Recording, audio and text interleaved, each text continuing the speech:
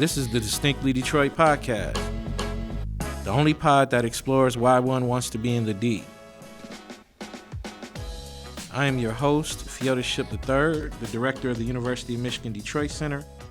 Join me as I interview students, scholars, leaders, and innovators about living, working, and loving in Detroit.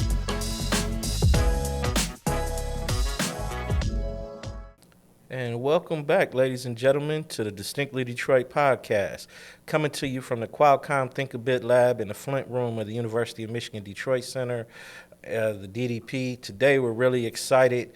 Today we're promoting the Concert of Colors, which the Detroit Center has been participating in for the last 10 years. And this year we are bringing in our closing act to interview, and we're very thrilled for this. The Detroit Center has been a part of the Concert of Colors for the past 10 years. The Concert of Colors is the longest running free world music festival in the history of the city of Detroit. This will be its 30th year, and we've been a part of it for the last 10 years, hosting the Wolverine Outdoor Stage. And we're going to have 2 days of music, July 23rd and 24th of this year, and we're really excited to bring in guest who is the front man for our lead group, or our closing act, Mollywop. And we're thrilled today to have Malik Yakini join us. Thank you, Thank brother. you, Malik. It's Glad good to be have here. you here. Thank you, brother. Appreciate it. And tell me, what got you into music? Well, it goes back to 1969. No, it goes back farther than that, actually, because, I grew up in Detroit. And so Motown, the Motown of the 60s, was the backdrop of my childhood. So the Temptations were my absolute favorite group and still are my all-time favorite vocal group. And, the thing is, they were, accessible. Sometimes you would see people from the Temptations or the Miracles. I used to see Bobby Rogers from the Miracles in the hardware store on Puritan. So they were, accessible. Gladys Knight's son was in my brother's class in elementary school. So these were, real people. So all of that influenced me. But also grew up in the 60s, I was influenced by the British invasion, when the Beatles and the Rolling Stones and all that came to the United States, and they went on Ed Sullivan's show on Sunday nights. And as a child watching that and watching people play guitars and kind of fascinated with that, that influenced me. But most directly, in 1969, I was going to post-junior high school.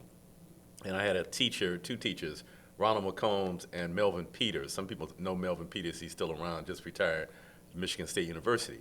But they were both childhood friends from West Virginia, and they would sometimes combine their classes together. One of them taught English, the other one taught history. And they would bring their classes together sometimes and have guest speakers or play records or various things. One week they played Malcolm X's Message to the Grassroots, and frankly, I haven't been the same since I heard that. That was in 1969. Then about 2 or 3 weeks later, they played Jimi Hendrix's Band of Gypsies. And I had never heard anybody play guitar like that, and that's what inspired me to want to play guitar. How many instruments do you play? Guitar is my main instrument, but also I play some bass, and I played bass in reggae bands before. I wouldn't say I'm a proficient bass player, though. I play enough bass to work out the parts of the songs I'm writing and record them on my Pro Tools so that I can give it to the real bass player, and he can embellish it and play it right.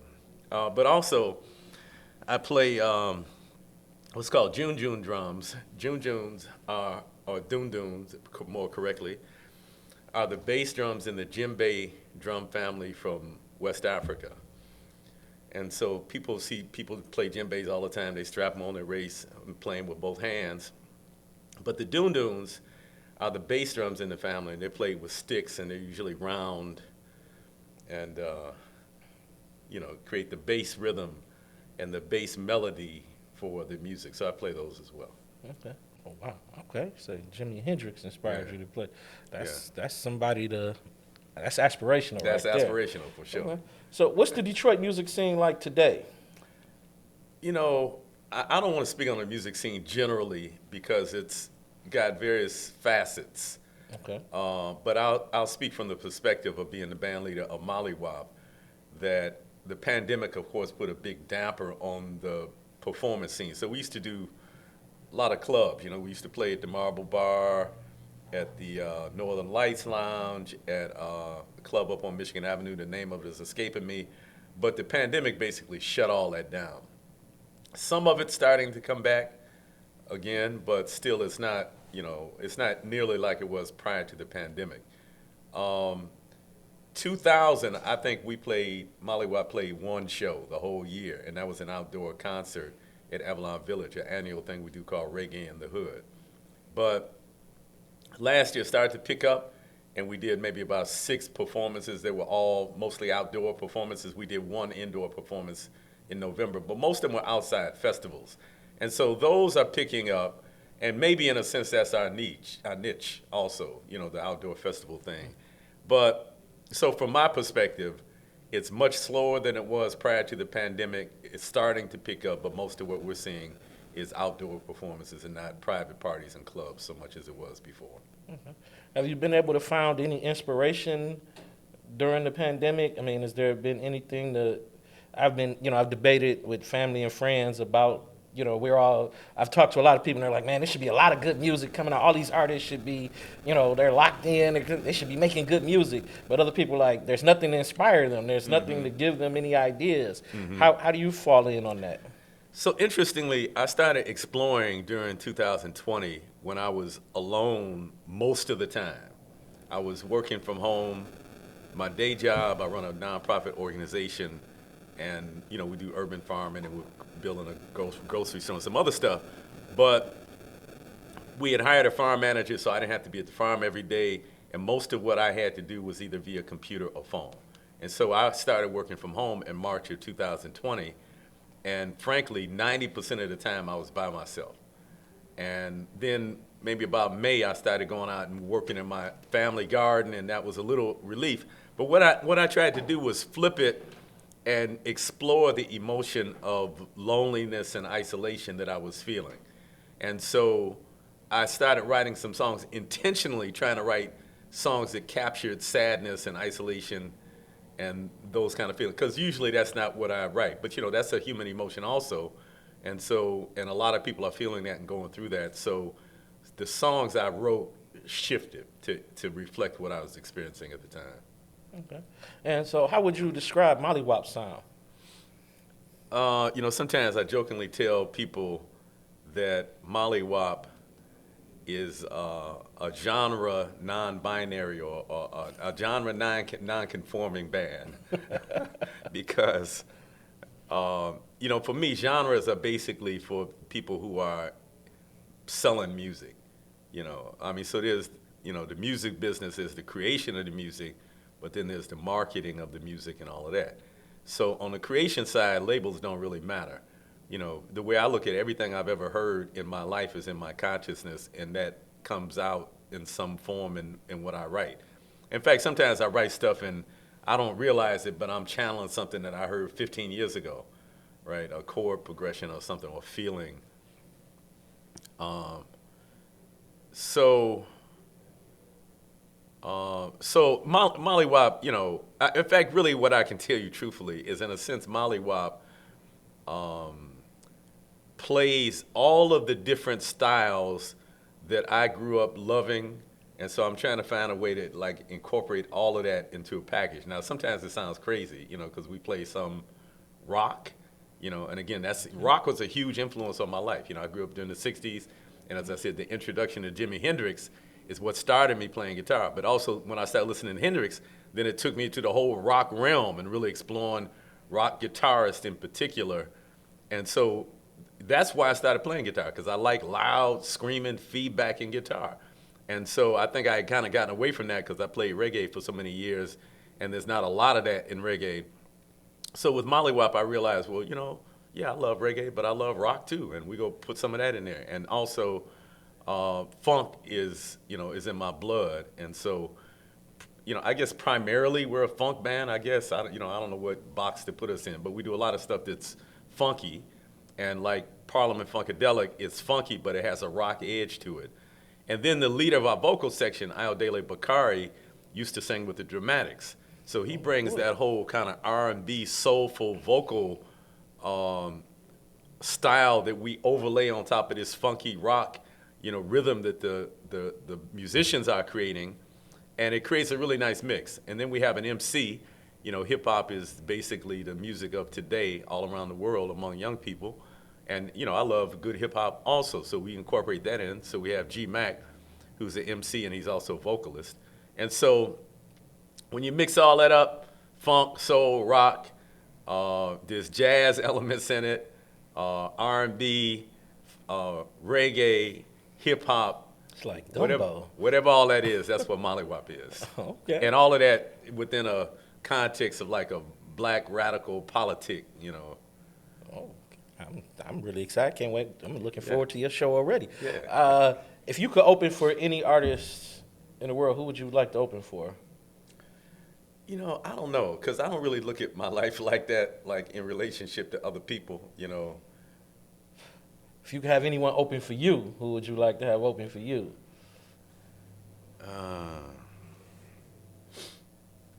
I don't know. I don't know that I can respond to that question really, because, everybody stands on their own merits. And so, the whole opening thing is a psychological thing because there's a jockeying for position, who opens, who's the main feature and all that kind of stuff.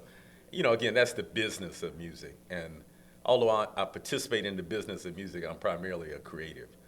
In fact, to tell you the truth, I'm the band leader. I wish, and maybe one day we'll get to the point where we have a manager that handles all this stuff, but really I wish I could just focus on mastering my instrument, writing new music, crafting lyrics, and not have to worry about all that, who's getting paid, how much for what gig, how much does the PA system cost, how long is the set. It's a lot of mental space that takes up. So really, I wish I didn't have to deal with it. I do.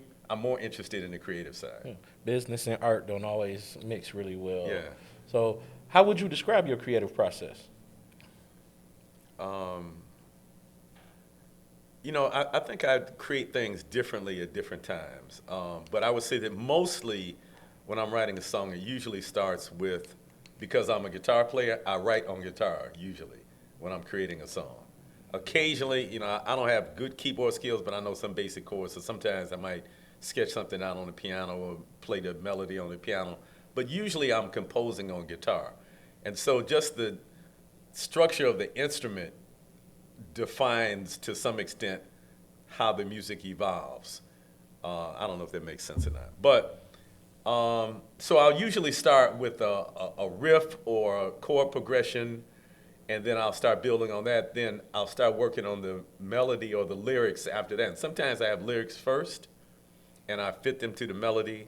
Sometimes the melody will come to mind, and I'll struggle to fit lyrics in there. And trying to have lyrics that are rhyming also sometimes can be challenging.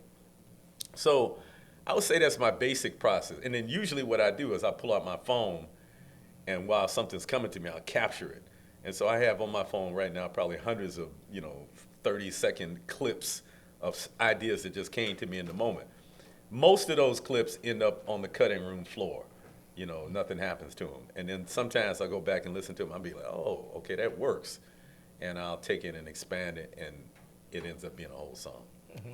How does that process change when you're collaborating with others?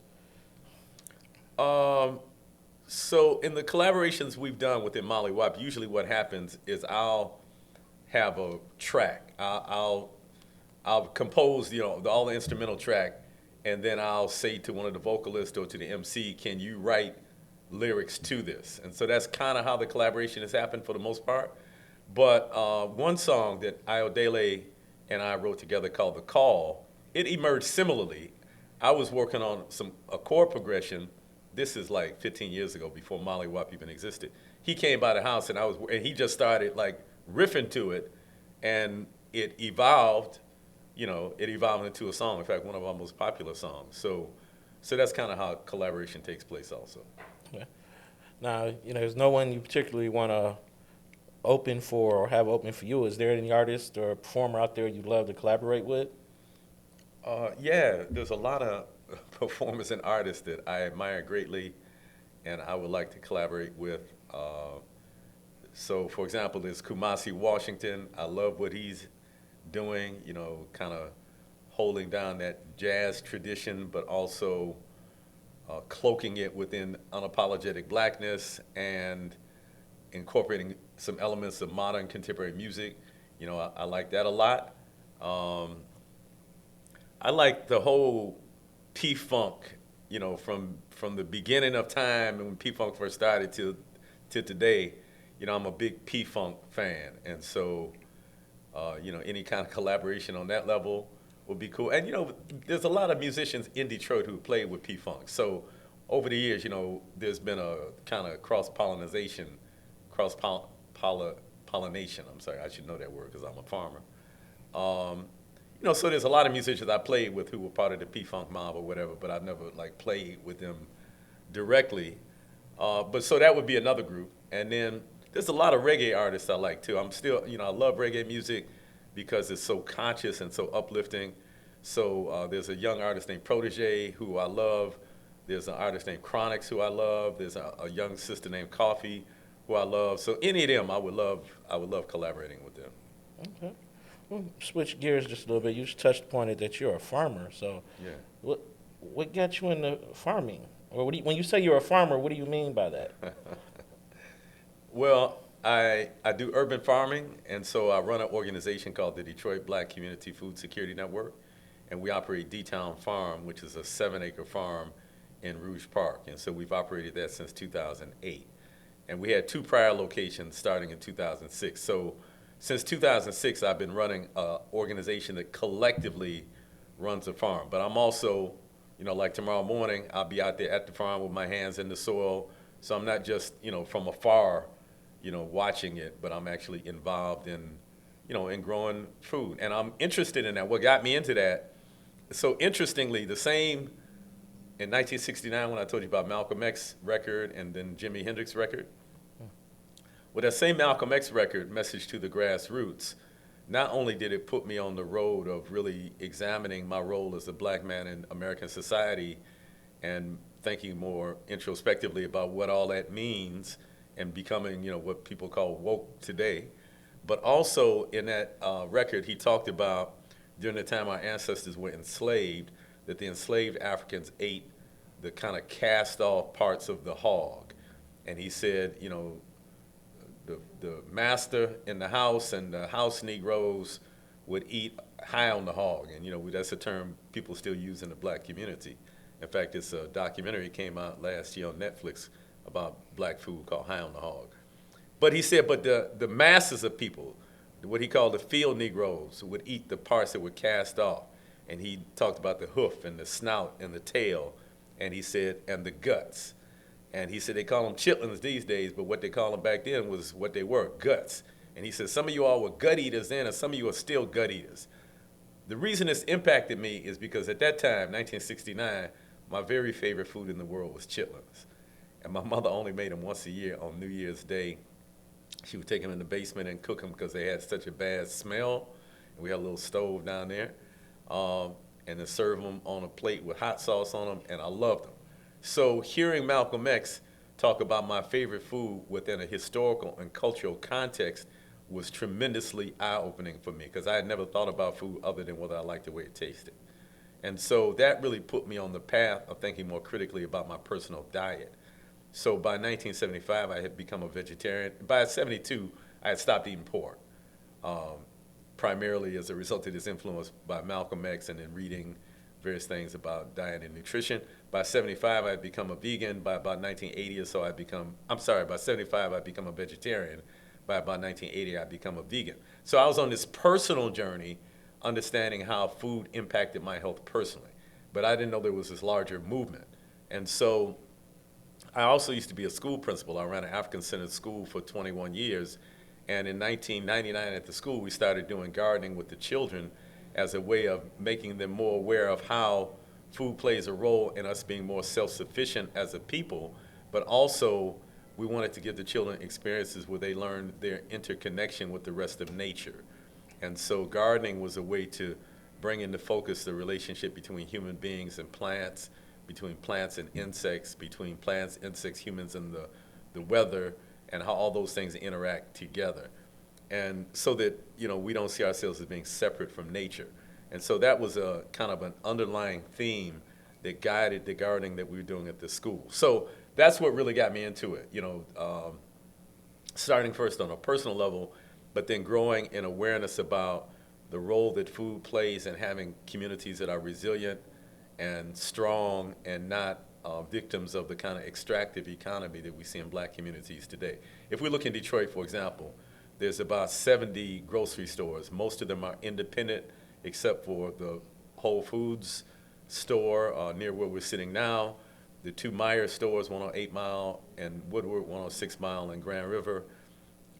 Besides for those, the other stores in Detroit are independently owned, mostly by Chaldeans. And I want to be clear before I make this statement that I'm not anti-Chaldean, because a lot of times people misinterpret what I'm saying. Excuse me, I'm sorry.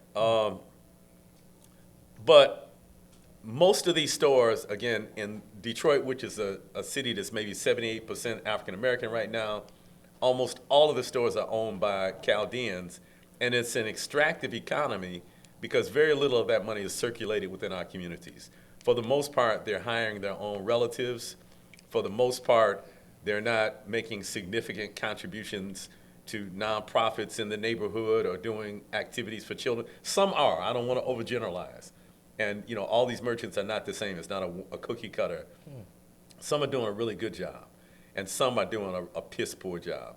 And so, but all of them, even if they're treating the community good, are extracting money that if we found a way to circulate that money within our community would create tremendous wealth and empowerment. And so I forgot what the question you asked me was, but I hope that was an answer to it. Yeah, no, that was great. No, it was actually how you got into urban farming. So in urban farming, it's kind of become a phenomenon in the city across this thing. Now. So what are some of the challenges or some of the opportunities urban farming presents to the different communities across the city? Well, let's start with opportunity. And perhaps the biggest opportunity grows out of a challenge, and that is that Detroit is a city of 139 square miles or so, and about 1/3 of the city is vacant land. And a friend of mine sometimes tells me it's not really vacant because it's being reoccupied by pheasants and rabbits and raccoons and things like that. But it's not being used by human beings.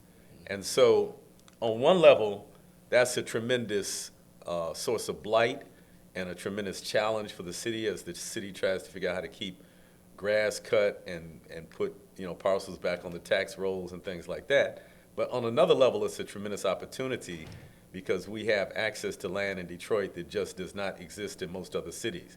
And so we can do urban agriculture on a scale in Detroit that's unthinkable in most cities just because of the access to land. So that's, again, both a challenge the city is faced with, the city government as an entity, how to manage all that land, but it's also an opportunity for urban growers to grow on large expanses of unused land.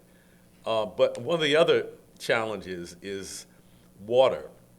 So the Detroit Water and Sewage Department makes the assumption that, let's say if you have 100 cubic feet of water coming through your water meter, that you also are putting 100 cubic feet of water back into the stormwater management system.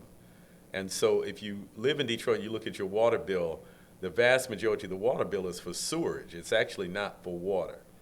And so the problem is that at farms in Detroit, we are not only not putting water back into the stormwater management system because farms are permeable surfaces like sponges that soak up water, and plants, the crops are taking up water. So we're actually diverting water from the stormwater management system. And it's our position that we should be getting a credit in the same sense that if you had solar energy and you were producing more energy than you're using, that you can sell that energy back to the utility company. So we're making the same argument with water, that not only should we not be charged that tremendous sewerage bill, but we also should in fact be getting a credit because we're diverting water from the stormwater management system. So that's a challenge that many urban farmers are faced with, the high water bills. Of course, the question of land is always a big issue, and access to land, and I had to frame that within the colonial settler history of the United States. The whole question of land ownership within America needs to be examined more thoroughly, because the reality is, even though people don't like to admit this, America is a settler colony. Europeans from Land of immigrants. Yeah. Well, and not just immigrants, because I mean, there's been immigration, all around the world for a long time. It's one thing to immigrate to a place, but it's another thing to immigrate and then essentially gangster the land from the indigenous inhabitants, which is what happened in this case. And of course, I'm doing broad generalizations again. There's all kind of ways that the land left the hands of the indigenous population and got into the hands of the white settler colonists, sometimes through violence, sometimes through trickery, sometimes through disease. All kinds of tactics were used. But the fact of the matter is that these people from Western Europe came here, who came from formerly feudal societies where very rich men had enclosed the commons and said, now I own this and you work for me. And most people were relegated to being really farmers working on the land of these landlords. And if they didn't produce sufficient crops or didn't, pay their taxes, then they were put in debtor's prison or whatever. So the people who came here and colonized this land came with the idea that if you were wealthy enough and powerful enough that you could own part of the earth, you could own the land. The indigenous people here didn't have that concept. They saw themselves as stewards of the land, and you often hear about Native Americans thinking about the benefit of things to 7 generations in the future. They didn't see themselves as owners of it. They saw themselves as maintainers of it for future generations, and also understood the relationship of human beings to the rest of the planet. As I was talking about earlier about our reason for doing gardening at the school, they understood the symbiotic relationship that exists between humans and nature, and we can't exist outside of that. So there was a cultural conflict that occurred when these European settlers came and encountered people who didn't have this idea of land ownership. The point is that land ownership, as we think about it, is not a universal concept. And so as we're thinking about access to land today, it's still based on that colonial legacy. The fact that settlers either so-called purchased land, or in many cases, like with the Homestead Act, were either given land or were given it at a pittance, and then once they own it, then they can pass it on to their progeny. And so this whole issue of land ownership is tied up with white supremacy, with colonialism, and the legacy continues today. Even with what we see in Detroit, we see overwhelmingly the people that are buying large tracts of land and heading development are wealthy whites. And that's not by coincidence because, of course, again, wealth is passed down intergenerationally, and there are all kinds of mechanisms to hold it so that it doesn't spread out to the rest of us. Now, unfortunately, many of the elected and appointed political leaders have bought into this top-down theory of economic development, that if you give a big tax break to illiches, let's say, who want to build a stadium, that somehow the rest of us benefit from the wealth that is generated by this stadium, and that's the strategy that you use to build a city. And almost all cities have a similar strategy where they start at their core with these big development projects, and then the idea is the wealth should trickle down. I don't think there's any historical reason to believe that that's the case. But anyway, you asked me about land and farmers, and so sorry to go off down the rabbit hole, but that was deep. But it's all related to that. You got me thinking. I mean, because I've argued with friends before to say Europeans are the only people on the planet who exist in a conflict with their environment. Yeah. They oppositional to their environment, so they don't have that concept of coexisting with their environment. They have to fight it and control it, Yeah. and do things, and that carries over, has Yes. carried over Yes. into their other interactions Yeah. throughout history. And I would suggest that even the Abrahamic religions have helped to promote that concept, because in the Bible, and I'm not a biblical expert, but it says something like man was given dominion over the earth. And so what does that mean? What exactly does it kind of suggests that we're here to rule over the earth. And so that concept is a false concept and really will lead to our destruction. And as you said, most indigenous people around the world understood that our survival is really tied into realizing our oneness with the rest of creation, not an attempt to dominate and conquer it. So I just want to lift up that the conquering of the world by whites from Europe and the promotion of white supremacy was aided by Christianity in particular. And I'm not anti-Christian. I want whenever I make these statements, I want to clarify, because there's a lot of nuance in what I say. I think that most of what we're seeing in terms of Chaldean merchants is extraction, but I'm not against Chaldeans, right? So similarly, in this case, I just want to clarify. Well, you mentioned the Chaldean merchants. How do Yeah. we get? What can we do to get us some black merchants? How do we get black-owned grocery stores? That's water right there. Thank for you, brother. Well, Yeah. so as a matter of fact, the organization I lead, the Detroit Black Community Food Security Network, has begun construction on a grocery store on the corner of Woodward and Euclid. And we're building a two-story, 31,000 square foot building called the Detroit Food Commons. And the cornerstone of it is a cooperatively owned grocery store called the Detroit People's Food Co-op. And so we currently have 1,588 what we call member owners of the Detroit People's Food Co-op.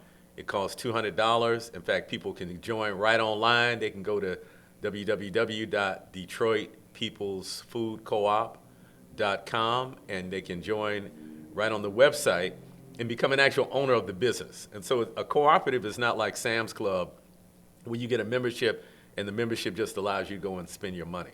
If you become a member owner of the Detroit People's Food Co-op, you're actually an owner of the business. So it means you can run for, nominate others, and vote for members of the board of directors, which is the body that overall runs the organization, runs the store. You can be paid a share of the profits in any year the store is profitable because you're an actual owner of the business. And especially in this year or so leading up to the opening of the store, we expect it to open next August 2023. There's a lot of work that's being done by the member owners to shape what the store will be like. What will the shopping experience be? What is the product line? What is the design of the store? And so the member owners get to participate in shaping all of that. So it's coming into being, and we're part of a national organization called the National Black Food and Justice Alliance, where we just came back 2 weeks ago from Madison, where we convened about 75 black-led cooperators from across the country. So not only are we building what will be a unique model that people are looking to replicate in whole or in part throughout the country, but we're also working with other black folks throughout the country who are developing similar cooperative stores. That's awesome. That's awesome. So we're going to switch gears again, and we're going to go into what we call our lightning round. This is a series where we ask a series of questions to all of the same questions to all our guests, just to get a sense of things. But should I be scared? No, not at all. No. Okay. How do you practice self-care? Very good question. So I do that in various ways. The first way I do it is by trying hard as hell to avoid confusion and negativity. And so You must not be on social media. yeah, I'm on social media. But most of the stuff that comes across my feed because of who's my friends is not negative and confusion. It's not all that. I try to avoid. But I put a force field around myself so that I'm not letting a lot of that stuff penetrate me. That's number one. Number two, I'm a spiritual person. I'm not religious, but spirituality is really at the root of how I move through the world. And so moving in that awareness of my spirituality, and I do things like I pray every morning, and it helps to center me and helps to keep me focused and helps to keep me kind of on the path I'm in and avoid, again, a lot of those pitfalls. But also, I eat well. I eat very well. I eat basically organic foods. Lots of the food from May through October or so that I eat, I'm growing. Either at D-Town Farm, I'm growing it collectively with others, or in my family garden, we're growing tremendous amounts of food also. So I eat very well, which is a really important thing in terms of self-care. I try to get adequate amounts of sleep. Sometimes I'm not getting quite as much as I should. Until 2 months ago, I was going to the gym 3 days a week. And I say until 2 months ago because once our farm season started for this year, and we hired a new farm manager, and I had to kind of be there to walk her through a lot of things. So I had to suspend for a couple months my going to the gym to make sure that got off to a good start. But I'll probably next week start back going to the gym 3 days a week. I'm struggling with drinking more water. That's always a challenge for me. It's one of the master keys of health, but it's something that for some reason I struggle with. So I'm working on that, trying to make sure that I'm getting more water in my body. And then also I try to be around people who are loving, uplifting people, and I find all that stuff helps. Okay. What are you reading? At the moment, I'm not reading anything. I have a stack of books that I'm trying to get into that I bought over the last couple of months. But at this moment today, I'm not reading a book. I've been in a very intense process. I mentioned this grocery store. Yeah. So we closed on that in early April, and we had the groundbreaking April 23rd. And frankly, the couple months leading up to that was so intense that that just took my focus. And then the starting of the farming season. So I read on a regular basis, but just at this moment, I'm not reading anything. Okay. What are you listening to? So I listen to a lot of stuff, on Spotify. I try to stay current with a lot of stuff that's happening, and I like a lot of the contemporary groups like the Black Pumas. I like Tank and the Bangas. There's a lot of artists that I'm not even aware of. A lot of guitarists in particular that I'm seeing on Instagram that are just incredible musicians who I'd never heard of before that I'm starting to kind of follow. Because I'm a guitar player, I'm very interested in guitar players who are proficient instrumentalists. You asked me what am I listening to. Let me pull out let's pull out my phone and see. Oh, I turned it off. I can't show you that. But on in my library, I get every record ever made by George Clinton, Parliament, Funkadelic, P-Funk All Stars, Bootsy. I got all that stuff on my phone. I got almost everything Jimi Hendrix ever did on my phone. I got almost everything Bob Marley ever did on my phone. I got many John Coltrane things on my phone. I'm a big Thelonious Monk fan. That's one of my all-time favorite composers. I got lots of Thelonious Monk on my phone.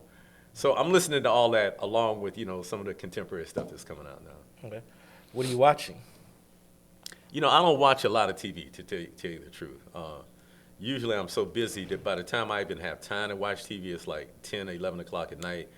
And lately, because last year I got satellite TV, and so, I got Hulu now. And so lately I've been watching, because I'm very interested in this war with Russia and Ukraine. And so I've been trying to stay up on that. And so I watch NBC News Live. That's the thing I'm watching mostly on TV now. So I might watch that for half an hour, and not even every night, but some nights. Okay. Occasionally, I'll sit down and watch a movie on Netflix also. So when there's especially good black movies that are coming out, I try to stay up on those. Okay. And so when you go out to eat in the city, where do you like to go eat? Well, so as I mentioned, I'm a vegan, and so although it's much easier to be a vegan now than it was in 1980, there's a lot more options. And, when you walk into a place and ask for a vegan dish, people don't look at you like, like they're from another planet, like you're from another planet. Most places do have vegan options now. But, well, let me start by saying I don't go out to eat a lot because I grow so much food that I almost feel guilty when I'm going out spending money on food and I look at my backyard and I got like collard greens and kale and all kind of stuff growing. So I don't eat a lot, but a couple places I'll name. In fact, 2 places I've been in the last 2 weeks. Baobab Fair on Woodward and Grand Boulevard is a restaurant owned by husband and wife and husband from Rwanda, from Rwanda. And they have a couple of vegan dishes on the menu. One called Imbogo, which I get often, which has coconut rice with some yellow beans on it, and a spinach dish made with peanut butter in the spinach, and then they have fried plantains on the side. So that's really nice. I like Ethiopian food also. In fact, when I travel, wherever I travel to, I always seek out an Ethiopian restaurant, and I kind of compare them. So I've been to dozens of Ethiopian restaurants. There's one in Ferndale called the Blue Nile, which is one of my favorites, and so I like that joint. I'm trying to think what other, there's not a whole lot of restaurants I go. I go to Yum Village sometimes. There's a place on the Far East Side called Pop Culture. They sell mostly like vegan sandwiches and things like that, which I'm not too much into all the fake chicken and all that kind of stuff. But sometimes for a quick sandwich, I go there occasionally. But those are Oh, Detroit Vegan Soul, and I don't know if they're back open yet. They closed due to the pandemic, but I really like their efforts to bring forward the taste and textures that most black people grew up eating, and prepare those in a way that's healthier and still, has people feeling like they've had a substantial meal. So I like Detroit Vegan Soul also. Cool. And this ought to be interesting. 'Cause I know before the pandemic, and yeah, you have a unique lifestyle being a band leader and all that. When you go out to socialize, where do you like to go socialize in the city? To tell you the truth, I'm usually so busy with the other stuff that I'm doing that I don't do a whole lot of hanging out per se. Usually, if I'm at a club or a social event, it's because I'm playing at it, to tell you the truth. Yeah, that's what I figured. And so, I mean, I like community events. There's a lot of community festivals, and I like those kind of things, smaller things. But most of the time, I don't like really hang out at clubs because I'm not a big alcohol drinker for one thing. So I'm not a big club person, but I like cultural things where people you know, are doing wholesome things and are focused on their own upliftment but having fun at the same time. I like those kinds of things, but I'm not really into the club scene, alcohol and all that kind of stuff. Okay. So if a friend of yours is coming to town and they've never been to Detroit before, where's the place they have to go to or have to see or have to do while they're here in the city? I have a lot of friends that come to town, and I end up giving people tours. And what I like to give people is like the tour of Detroit from my perspective, being a person who has lived here all of my 66 years and has watched Detroit grow. I've been in the same house since 1960. So I think I have a unique perspective on Detroit. And so, there's companies that give tours around the city of Detroit, but I can assure you that what they highlight is not what I highlight in my tour. So what I give people is kind of like a Black Power history of Detroit tour. So I like showing people that, not so much, taking them somewhere to hang out, although I do take people to Belle Isle, I take people to Hart Plaza and things like that. But more so I want to make sure they see things like where Temple number 1 of the Nation of Islam was on Linwood Avenue. Oh, yeah. No, you talking about Wyoming. Modern history, man. Okay. Wyoming. Okay. My bad. I'm talking about back in the day. I'm talking about back in the day, and Malcolm X, when he first got out of prison, he came to Detroit because his brother was the minister here in Detroit. And so he used to actually organize on Linwood or in the North End on Oakland Avenue. There's still elders now that have told me they remember Malcolm X walking up and down the street organizing people in the North End. So that's the kind of history I like sharing with people. But also telling them about, in 1967, the rebellion that happened in Detroit. And the year before, in 1966, I was playing Little League Baseball on the field in Central High School. The next year, it's the Army base with helicopters and tents and tanks, so I like showing people that. I like telling people about the Shrine of the Black Madonna on Linwood and Hogarth, and how it's what they call the mother shrine for a whole movement, where they have shrines in Houston and Atlanta and one in Liberia. I like showing people urban farms in the city of Detroit, or various types of urban farms, both urban farms being done by black people who are being done well, and also some urban farms that are being done by gentrifiers that I don't think are being done well at all. I try to show people some of the class divisions in Detroit, take them to some of the areas of the city where there might be one house on a block or we have 2 or 3 empty houses. Then I'll take them over to Boston Edison and let them see kind of the contrast. So those are the kind of things I like taking people. I like doing educational tours. But then, like I say, we may go to Belle Isle also and hang out there, or, go to the Hart Plaza and hang out. And, now you can rent bikes and motor scooters downtown. I like doing that kind of thing, riding down the Riverwalk. And, so I'll take people to do that kind of stuff, too. And you touched upon earlier that you were living in Detroit, playing baseball at Central High School in '66, and in '67, it's the deployment spot for the National Guard. Yeah. What was it like being in the city during the rebellion? It was to some extent terrifying. Now, keep in mind, I was 11 years old, so I'm looking at through the eyes of an 11-year-old, not an adult. But there was some amount of terror in it because you didn't know, kind of what was going to happen next. And I can remember my parents calling their siblings and checking in different parts of the city, are y'all all right? And, threats were coming to certain parts of the city were going to be burned. And so just, there was this constant kind of worry, are we safe? And, there were, like I said, there were daily phone calls among this network of my aunts and uncles checking on each other. But also I distinctly remember seeing police cars with two people in the back with shotguns, with the shotguns sticking out the two back windows, patrolling through neighborhoods. And I distinctly remember seeing tanks driving down streets. And, so and then the aftermath of it, of course, was in a sense sad because, watching Linwood and Dexter, and, I'm a West Sider, so those are like the streets I was very familiar with growing up. 12, first place I lived was on Collingwood and 12. So kind of almost in the epicenter. Yeah. And then, I grew up on the West Side, so Linwood, Dexter, all those streets that's the streets I was moving back and forth on. And so watching the amount of destruction, even today, if you drive up Linwood between Davison and West Grand Boulevard, there's a lot of empty lots, some of which have been empty since 1967.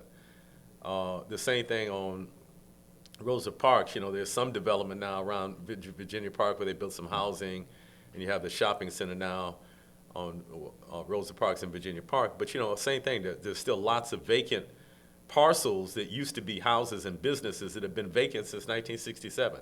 So, there's a certain amount of sadness in that, seeing that deterioration of the community. But then the other side of it, of course, was it was a time of great political consciousness for black people. And so in many ways, the consciousness that I talked about that kind of emerged in me in 1969 grew out of that time period. It was influenced by everything that was happening in and around the rebellion, both before the rebellion, during the rebellion, and immediately after. So I'm a child of that era, and that's what really shaped who I am today.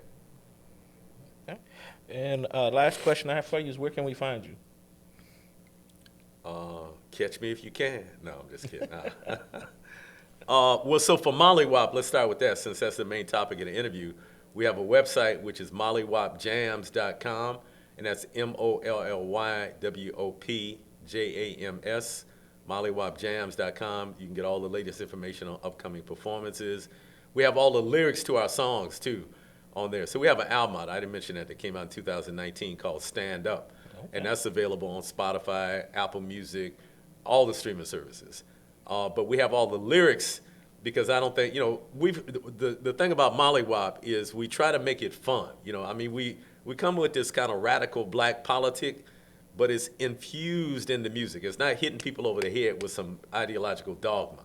And so it's more like funky, have fun, and then maybe later on you'll say, oh, did they just say, right? So it might sink in later, but we're not hitting people over the head with it. So the lyrics are important because sometimes people can miss it getting caught up in the guitar riffs and the funk. So we have all the lyrics for the album on the website. People can really get into what we're saying and dig into it a little more deeply. But also we're on Facebook. We post a lot of stuff on the Mollywop Facebook page, and so people can check that out. For the nonprofit that I run, the Detroit Black Community Food Security Network, that operates D-Town Farm and is building the Detroit Food Commons and is leading the Detroit People's Food Co-op, we also have a website, which is www.dbcfsn.org. Again, that's www.dbcfsn.org. And so those would be the two main. We're also on Facebook, Detroit Black Community Food Security Network. We're on Instagram. You can also look up D-Town Farm. We're all over the place with social media. So that's how folks can get in touch. All right. Well, there you have it, ladies and gentlemen. Malik Yakini from Mollywop. They're going to be closing out the Wolverine Outdoor Stage as part of the Concert of Colors 30th Anniversary Music Festival. We're really excited. We're going to be on the southwest corner of the Detroit Institute of Arts on the weekend of July 23rd and 24th. And Mollywop is going to be closing us out. And then I'm also excited to announce that the Distinctly Detroit podcast is the privilege and renown to now be sponsored by Slow's Barbecue. which is located at 2138 Michigan Avenue, Detroit, Michigan. Slows, we have an episode coming up with Brian Perone, the owner of Slows, and he liked it so much he wants to sponsor our show. You can see the barbecue sauce on the front, so we're really excited to be tied with Slows to Go, Slows Barbecue. Slows to Go is just up the street from us, and we go there often, and we're really excited. And please listen to us wherever you get your pods. Like, share, rate, and we will see you next time. Thank you for listening to the Distinctly Detroit podcast. This is a production of the University of Michigan Detroit Center, and you can find us anywhere you get your pods. Please rate, review, and subscribe. This podcast is directed and produced by Marlon Franklin, edited by Taylor Henniger, with writing contributions by James Neely and Leah Allen. Thank you for listening.